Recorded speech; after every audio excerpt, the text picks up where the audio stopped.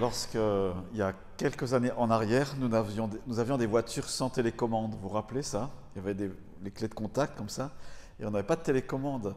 Et ça m'est arrivé une fois ou deux d'être enfermé dehors. Et je ne pouvais pas, parce que la clé était restée dedans. Je ne sais pas si vous vous rappelez ça, ça vous est peut-être arrivé. Le truc qui ne peut plus arriver aujourd'hui, parce que même si la clé est dedans, la voiture ne peut pas se fermer. Mais je me souviens de cet épisode-là où je ne sais plus ce que j'ai fait, j'étais distrait. Voilà, je laisse mon trousseau de clés dans la voiture et puis on avait moyen de fermer par l'extérieur en passant par la porte arrière. Puis on appuyait sur les bitonniaux, là, vous vous rappelez, les trucs comme ça, quoi. Voiture fermée. Alors soit on appelait le TCS, mais on n'avait pas les Natel à l'époque, soit on avait un double à la maison et le double permettait d'être sauvé, enfin, de la situation. Mais je me souviens de cet épisode-là où je m'étais assoupi au bord de... Voilà, je m'étais garé, puis je m'étais assoupi, faire une petite sieste comme ça, et puis je me réveille en sursaut, et je ne sais pas pourquoi, je sors et je ferme ma voiture. Clé dehors, clé à l'intérieur. Personne ne pouvait m'aider, quoi, à ce moment-là. Alors j'ai eu du secours en téléphonant à la maison, et le double de la voiture était à la maison, heureusement. Et pourquoi je vous dis cette histoire-là? Parce que par rapport au ciel, si on imagine que le ciel est fermé, eh bien, on ne peut pas y accéder sans avoir la clé. Et la clé du ciel, c'est la mort et la résurrection de Jésus. Et dit comme ça peut paraître tellement bizarre, mais en fait, c'est comme si Jésus était le sauveteur qui arrivait et qui avait toutes les clés pour ouvrir le ciel. Et lui seul a les clés. Comme dit l'Apocalypse, c'est le seul qui est capable d'ouvrir les sceaux, donc qui a les temps et les moments dans sa main, mais plus largement, qui a l'accès au ciel. Et dans Hébreux 10, 19, prenez avec moi ce verset sur lequel je vais m'appuyer. Qui pourra nous ouvrir le ciel? Eh bien, Hébreux 10, 19 le mentionne à sa manière. Ainsi, frères et sœurs, nous avons, par le sang de Jésus, l'assurance d'un libre accès au sanctuaire. Je vais le relire, qu'on se laisse pénétrer par cette réalité. Ainsi, frères et sœurs, donc nous tous, nous avons, tu as, j'ai, par le sang de Jésus-Christ, c'est-à-dire par sa vie, l'assurance, il y a une certitude, on a une certitude, une assurance d'un libre accès au sanctuaire. L'accès était fermé et par le sang de Jésus, alors qu'on croit à ça, il y a une réalité spirituelle qui est là, on a accès au sanctuaire, c'est-à-dire à la présence de Dieu et à Dieu lui-même. Comment trouver le chemin vers le ciel? On ne va pas s'élever, on ne va pas faire le mieux possible des bonnes œuvres en espérant que peut-être ça tournera à notre faveur au jour du jugement, mais on se confie en Jésus-Christ et en sa personne. Pour bien comprendre la valeur du sang, parce que je vais parler de ça ce soir, eh bien, il faut se référer un peu, et en bonne partie, à l'ancienne alliance. Qu'est-ce qui se passait quand quelqu'un voulait s'approcher de Dieu? Ils n'étaient pas dans le doute en disant est-ce que Dieu existe ou n'existe pas. Ce n'est pas comme notre époque où il y a beaucoup d'athéisme, enfin de prétendu athéisme, en tout cas au niveau cérébral. Il y a beaucoup de gens qui disent je suis athée, comme ça, en Occident, mais dans leur cœur, ils ont quand même un doute. Et le même Ecclésiaste qui a été cité en début de culte tout à l'heure a écrit eh bien, Dieu a mis dans le cœur la pensée de l'éternité. Donc on est dans une société ambivalente où on ne parle pas de Dieu, ou assez peu, où l'aspect religieux est un petit peu évoqué. En ce moment, voilà, Benoît XVI est décédé, donc on parle un peu de la foi, de son testament. Voilà, mais ça ne va pas tellement plus loin, ou de la messe de Noël. Mais voilà, cérébralement, l'esprit est comme fermé, je parle en général, et de cœur, on se doute quand même qu'il y a quelque chose qui devrait exister. Parce que Dieu a mis dans l'être humain, à partir du moment où il y a une conscience vers 10-12 ans, eh ben, la pensée que Dieu existe et on devrait pouvoir accéder à lui. Sauf que pour accéder à Dieu, il n'y a qu'un moyen, c'est Jésus qui vient nous rejoindre.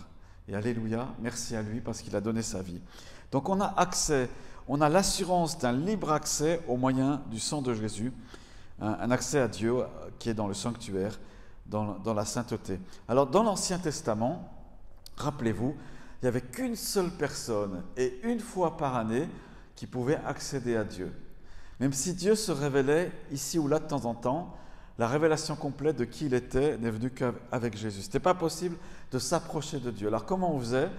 Dieu a codifié, il a mis un règlement où il fallait faire des sacrifices.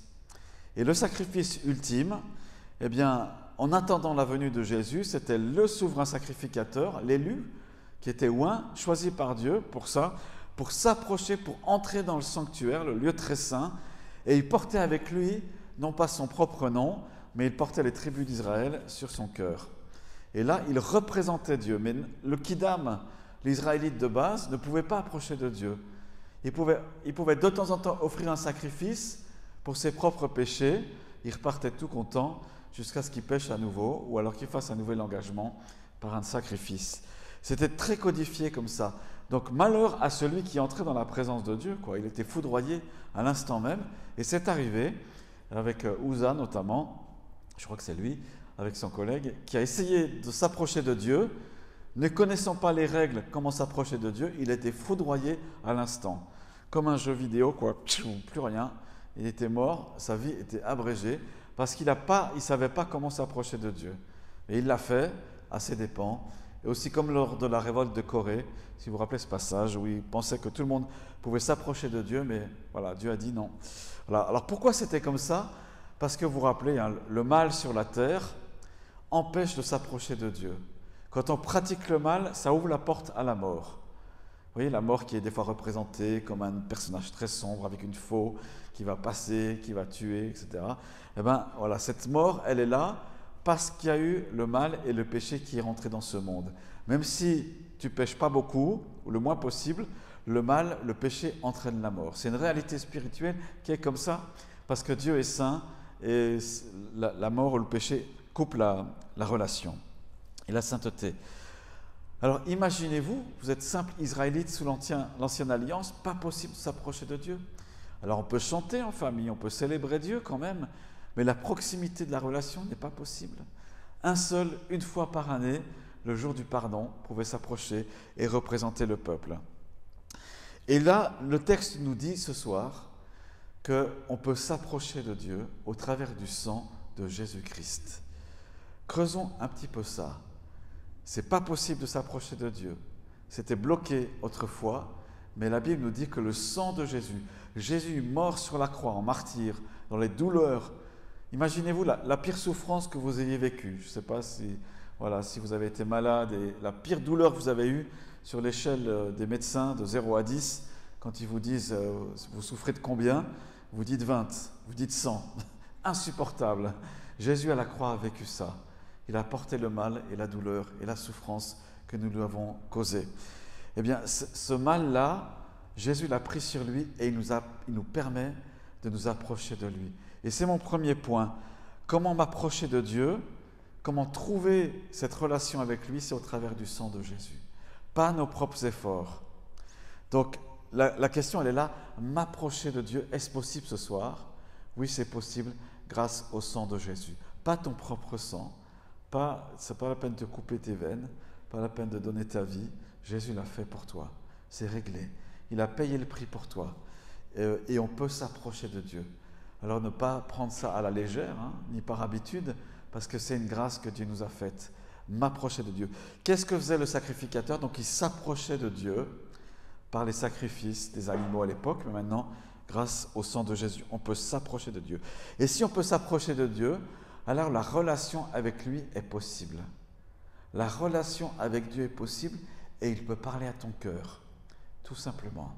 Il peut te dire, par exemple, en 2023, je vais bénir ta vie. Je veux bénir ta vie. Est-ce que tu es d'accord de me faire confiance? Tout ça, c'est possible parce que Jésus a payé le prix. Jésus a payé le prix fort. La communion avec Dieu, c'est renouveler, c'est être un avec lui. Un petit péché brise cette communion. C'est pas qu'elle la brise totalement, parce qu'on peut revenir à lui en permanence. Et on peut toujours parler à Dieu, et Dieu peut toujours nous parler, bien sûr, mais on sent qu'il y a quelque chose qui est coupé si on pêche. La deuxième chose que faisait le sacrificateur, le souverain, c'est qu'il apportait son offrande.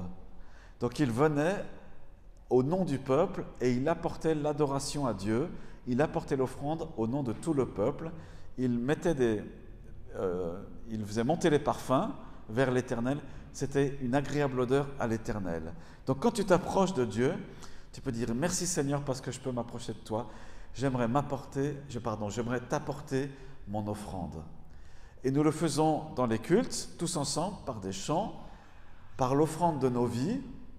Et c'est pas trop tard ce soir, on peut apporter nos vies au Seigneur, les lui donner.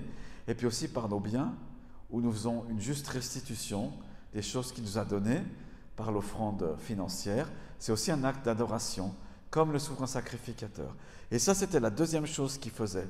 Et il pouvait le faire, et en retour, Dieu bénissait le souverain sacrificateur, et puis comme par effet de domino, il bénissait tout le peuple et toutes les familles. Dieu bénissait tout le peuple et toutes les familles d'Israël à l'époque. Alors tu peux t'approcher de Dieu et apporter ton offrande au Seigneur. Seigneur, je t'apporte mon offrande, je t'apporte ma louange. Il y a un chant comme ça. Et en retour, donc, tu peux accueillir la bénédiction de Dieu et la recevoir. Elle n'est pas automatique, cette bénédiction, elle se reçoit par la foi, parce que tu fais confiance à Dieu. Comme le sacrificateur, il s'approchait pour que ses péchés et les péchés du peuple soient couverts. Alors tu peux recevoir la bénédiction, qu'elle soit matérielle, qu'elle soit spirituelle, c'est tout un pack, on ne peut pas séparer les choses. Est-ce que tu peux compter sur la protection de Dieu en 2023 ? Ouais, je ne sais pas, est-ce qu'il va me protéger ? Oui, il va te protéger. Tu peux être en sûreté et en sécurité par rapport à ça. Même s'il y a des tuiles qui peuvent arriver, des problèmes qui seront là, eh bien, tu peux compter sur la protection de Dieu, sur sa sécurité. Tu peux avancer avec assurance en 2023, sans crainte. Il sera là avec toi. Tu as apporté ton offrande, il y a une bénédiction qui coule en retour, une bénédiction XXL 2023, d'accord, hein? Moi, j'ai des chemises, des fois, je dois acheter non pas seulement du L comme avant. Enfin, avant, je mettais du M, après du L, après du X, c'est quoi, XL. Puis voilà, puis quand je vais aux États-Unis, ils ont des XXXXL. Donc voilà, mais j'achète pas ça encore, mais voilà, je m'enveloppe. Alors, il y a une bénédiction pour toi, XXL, pour 2023, alors que nous approchons de Dieu et que tu apportes ton offrande au Seigneur. Et puis la troisième chose que faisait le sacrificateur, il recevait la bénédiction pour lui-même, pour Israël, et il l'apportait pour les nations. Alors certains ne l'ont pas fait, mais il devait l'apporter pour les nations. Et nous aussi, comme ce souverain sacrificateur, on reçoit la bénédiction et on l'apporte, on est des grands prêtres, et on l'apporte à ceux qui ne l'ont pas reçu encore, et en annonçant le royaume de Dieu, tout simplement.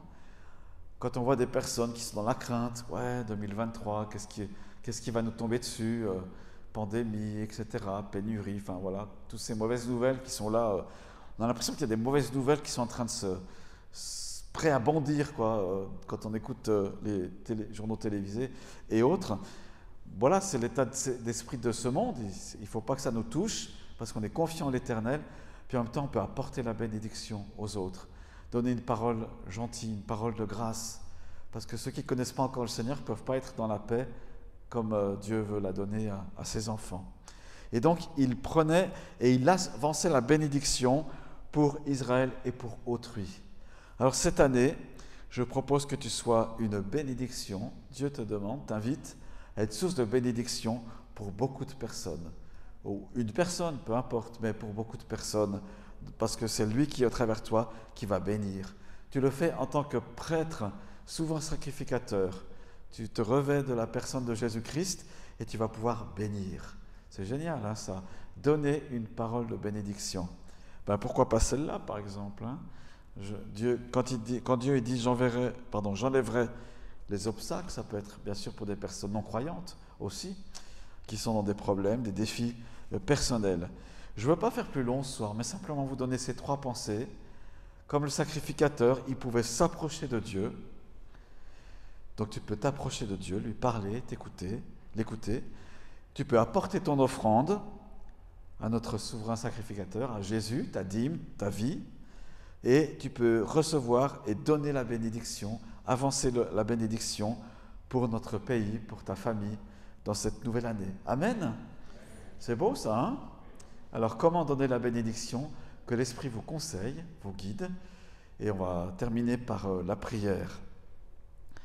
Merci notre Père, parce qu'au moyen de Jésus et de sa vie, de son sang, on peut s'approcher de toi. et on ne va pas se ramasser la foudre du jugement, mais on va recevoir ton amour, tes bras, parce que tu nous prends dans les bras, car nous sommes couverts par ce précieux sang. Merci Seigneur parce que tu accueilles et reçois notre offrande continuellement, l'offrande de l'Église universelle, mais aussi l'offrande de nos vies. Seigneur, en retour, tu aimes poser tes mains sur nos têtes et nous bénir, nous donner ton salut, la vie éternelle, la protection, la guérison, l'accueil de ta présence. Je te prie pour ceux qui sont atteints dans leur santé en ce moment. Seigneur, pose ta main de bénédiction, comme Jacob l'a fait sur ses fils. Et on peut recevoir la bénédiction aussi, la bénédiction d'Abraham, par la foi. Seigneur, merci parce que tu nous envoies dans ce monde pour être des sources de bénédiction pour les autres, alors que tu nous bénis toi-même. Aide-nous durant toute cette année à nous bénir les uns les autres, à bénir nos ennemis, à faire du bien à ceux qui nous persécutent ou nous persécuteraient, soit à la maison ou ailleurs, au travail, et à bénir continuellement comme toi tu le fais. Merci Seigneur, nous t'apportons nos vies, nous te les donnons, nous nous réjouissons pour cette nouvelle année. Seigneur, on prie pour que ta pleine bénédiction soit là et qu'elle se déverse sur la Suisse, sur Genève, sur nos communes, sur nos voisins, nos familles. Et merci pour cette alliance, Seigneur. Au nom du Père, du Fils et de l'Esprit. Amen.